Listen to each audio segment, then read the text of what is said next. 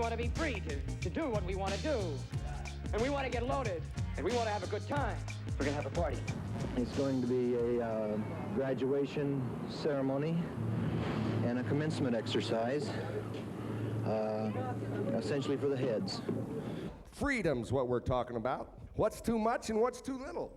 America was emerging from the Eisenhower years, and the car, that's what's taken over. Drive-in movies, darkened lanes, and the reckless plunge of the space race gearing up while they were banging like rabbits with the arms race in full swing, partying like the bomb was going to go off before they did, while freedom marchers were murdered in Mississippi by gas-hog freeway cruisers. Who would believe an innocent-seeming bus is helping to fuel the fire? Acid was the Laserdisc TV digital medium through which the wavelength travels. Well, let's wrap it up, Kesey said. Get in and start her up. Cassie jumps aboard and hits the starter. So that's why you got to try. You got to breathe it out the water. So I'm not playing. I play this game, and I won't stop until I'm done.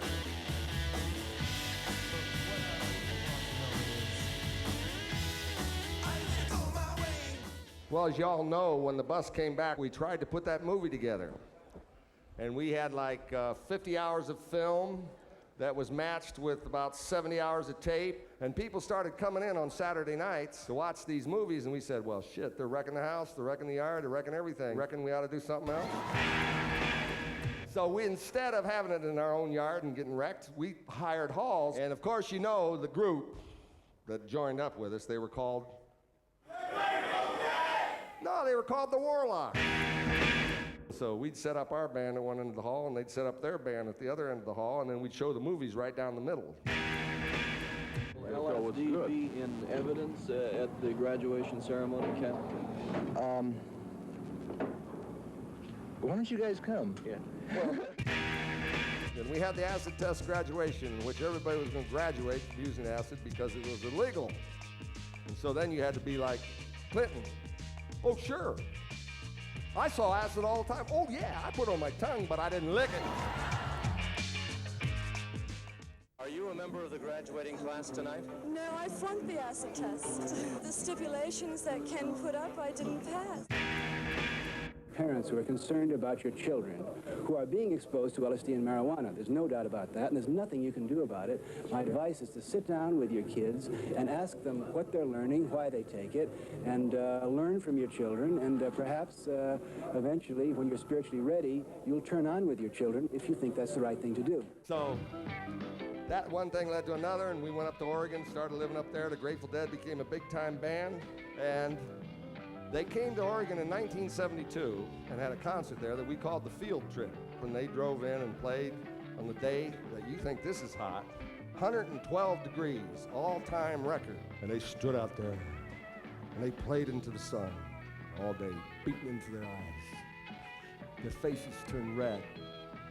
Their guitar strings started to melt.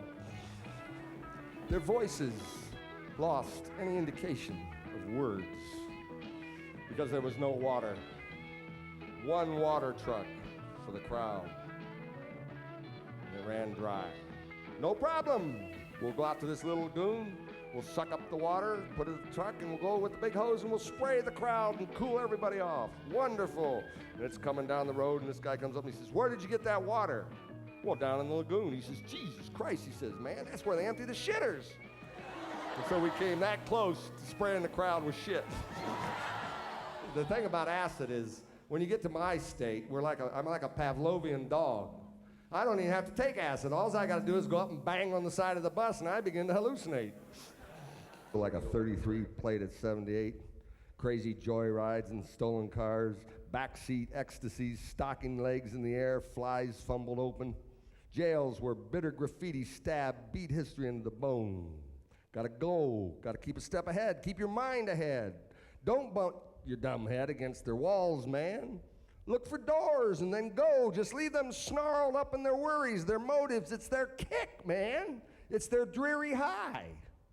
But listen, never knock the way the other cat swings. You dig?